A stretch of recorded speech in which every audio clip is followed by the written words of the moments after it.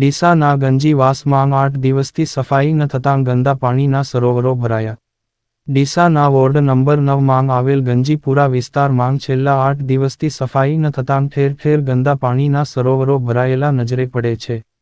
મળતી માહિતી મુજબ ડીસાના ગંજીપુરા વિસ્તારમાં છેલ્લા 8 દિવસથી ગંદા પાણીની ગટરો ઉભરાઈ રહી છે. આ અંગે દેવી પૂજક જશવંતભાઈએ જણાવ્યું કે અંગે નગરપાલિકામાં અનેકવાર મૌખિક જાણ કરેલ થઈ જશે તેવા આશ્વાસનો આપવામાં આવે છે, પરંતુ સફાઈ કરવામાં કોઈ દરકાર લેવામાં આવતી નથી. જ્યારે સ્થાનિક રહીશ પરવેઝભાઈ શેખે જણાવ્યું કે નગરપાલિકા દ્વારા ઘરવેરા, સફાઈ વેરા સહિતના વેરા વસૂલ કરવામાં આવે છે, પરંતુ પૂરતી સુવિધા ન આપતા ભારે હેરાનગતિ વેઠવી પડે છે. જ્યારે સ્થાનિક રહેવશી મુમતાઝભાઈ શેખે જણાવ્યું કે 2 મહિના અગાઉ ભૂગર્ભ ગટરોનું માપ લઈને ગયા છે, પરંતુ હજુ સુધી કામ શરૂ ન કરતા સ્થાનિકોમાં નગરપાલિકા સામે રોષ ફેલાઈ જવા પામ્યો છે. ત્યારે નવીન પ્રમુખ નીતાબેન ઠક્કર આ વિસ્તારની મુલાકાત લઈ સફાઈ કરાવી લોકોને રોગના ભરડામાંથી બચાવે તેવી જનમાંગ છે.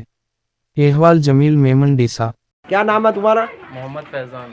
ये कितने टाइम से गंदगी यहाँ पे है? सालों से है, तो कई सालों से यहाँ पे 5-6 साल तो हमारे को वहीं रहते रहते यहाँ पे 2 महीने से यहाँ पे जाके दिया, अभी तक कुछ हुआ नहीं। माप लेके आए तो अभी तक कुछ सोल्यूशन नहीं निकला यहाँ का।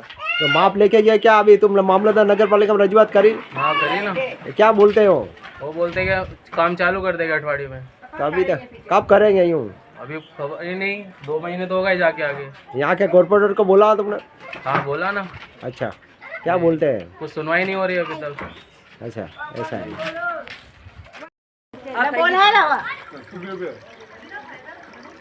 बोलो શું તકલીફ છે તમારે?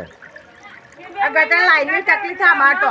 કોઈ આવતું નહીં, દેખવાય નહીં આવતા, કોઈ સાફ કરવા નહીં આવતા, કચરા ભરવા નહીં આવતા. કારે માપ લઈને ગયા? ચંદા લઈને જાય 2-3 મહિનાથી આ 2 મહિના આવી ગંદકીમાં રહેવાનું અમારા દિશાના મય.